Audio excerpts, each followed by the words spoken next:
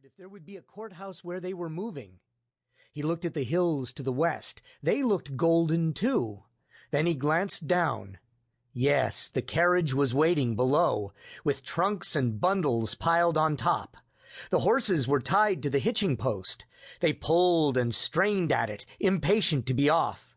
He looked at the heavy rear wheels of the carriage. A stone was propped under one of them as an extra brake. Slowly the stone began to move, tugged by a small hand. Lewis's heart stood still. John must be under the carriage, he thought, playing by the big wheel.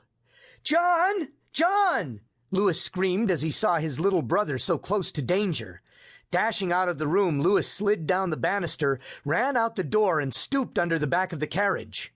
With all his strength, Lewis pulled John away, just as the stone loosened. The carriage jolted forward. John yelled. The horses reared and jerked free of the post. The horses were running away with the loaded carriage. Lewis ran after the carriage. "Stop the horses! Stop the horses!" he yelled. Heads popped out of the stately houses along the street. Almost breathless, Lewis kept running and shouting. The horses were at the corner of the town square now. With 2 roads to choose from, the horses slowed. In the second that they seemed to pause, a tall man leaped in front of them. He tugged at the reins to stop them. "Whoa, Ball! Whoa! Easy now!" he commanded firmly. The horses reared. The carriage reeled, shook, and came to a sudden stop. Lewis ran to catch up with them. The horses were in front of Grandfather Wallace's inn at the southeast corner of the square. The man who had stopped the runaways was his grandfather. "Grandfather!" Lewis shouted. "You stopped the horses!" "I heard you from the doorway. When I came out, I saw you pull John from under the carriage," Grandfather Wallace explained.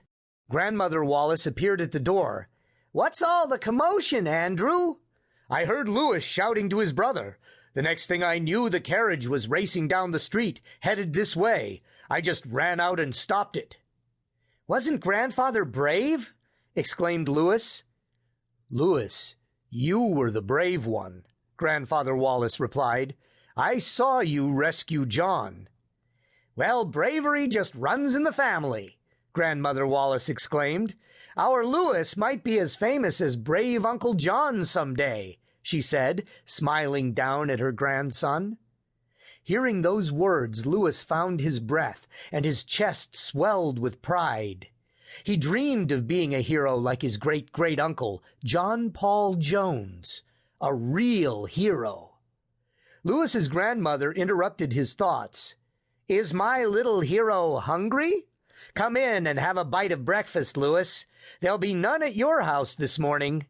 Your mother must have all the kettles packed by now." Grandmother bustled off into the inn. Lewis grinned. He always liked to eat at his grandfather's inn and to watch the square dancing. He glanced at the sign over the door. The Brookville Hotel, Andrew Wallace, proprietor. "And what may I serve you, my good man?" Grandfather was treating him like a traveler, bowing and ushering him inside. "Bed and board, sir, and lodging for my horses." Lewis remembered the words of the travelers. "And how much is the fare?" he added. He enjoyed pretending to be a real guest. 75 cents for both of you, and the food is the best known in this part of the country. Come, sit down, and I will call the boy to bring your breakfast." Lewis sat on a bench at the long plank table in the rear of the big room. A group of travelers was having breakfast here. They are talking about land again, Lewis thought. He preferred hearing tales of adventure, like those about Daniel Boone or George Rogers Clark, or perhaps his father's favorite, William Henry Harrison. Lewis knew that those men met at an inn like his grandfather's and planned campaigns while they ate. Suddenly the young traveler felt hungry.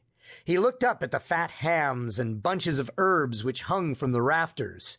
Smells of buckwheat cakes came from the kitchen hearth. "Good morning, Lewis," the hotel boy said as he set a plateful of steaming cakes in front of Lewis. Grandfather Wallace came to sit down beside Lewis. "Grandfather, will there be any Indians where we are going?" Lewis asked while he ate his breakfast. His grandfather always knew everything.